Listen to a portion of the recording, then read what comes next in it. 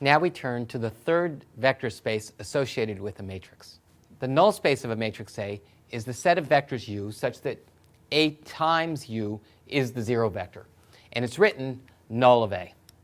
So, for example, this matrix times the vector 0, 0, 0 is the zero vector, so the null space of this matrix includes 0, 0, 0. That's pretty trivial. Here's another example. This matrix times 6 minus 1 minus 1 is the zero vector. So the null space also includes 6 minus 1 minus 1. By the dot product definition, the product of a matrix with rows A1 through AM with a vector U is a vector whose entries are the dot products of those rows with U. So a vector U is in the null space of a matrix with rows A1 through AM if and only if U is a solution to the homogeneous linear system A1.x equals 0 through AM.x equals 0. So we just saw the null space of a matrix with rows A1 through AM equals the solution set of the homogeneous linear system.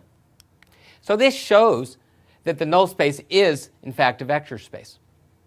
But let's show that in a different way, directly, by showing that it satisfies the algebraic properties of vector spaces.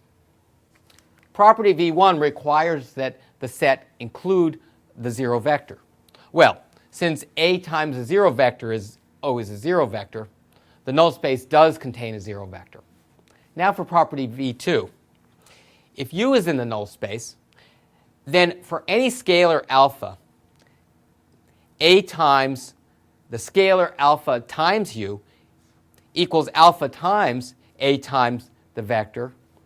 A times the vector is the zero vector. So this is alpha times the zero vector, which is 0, which shows that alpha U is also in the null space. Finally, for property 3, if U is in the null space and V is in the null space, then A times the sum of U and V can be split up as A times U plus A times V. Since each of U and V are in the null space, each of these is a zero vector, so their sum is also a zero vector. That proves V3, that the sum of U and V is in the null space of A. So this shows that the null space of A is a vector space. Earlier we saw that if you have a solution U1 to a linear system, then the solution set of that linear system can be written as U1 plus big V, where big V is the solution set of the corresponding homogeneous linear system. We can restate that in the language of matrices.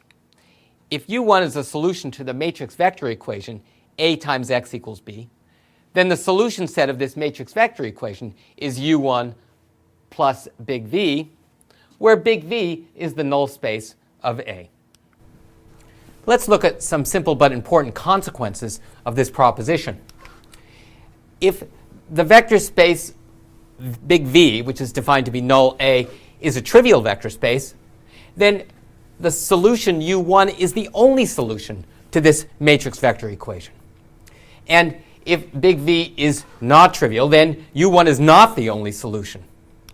So as a consequence, we get that the matrix equation A times x equals B has at most one solution if and only if the null space of A is a trivial vector space. Now, how can we tell if the null space of a matrix is a trivial vector space? The answer to that will have to wait.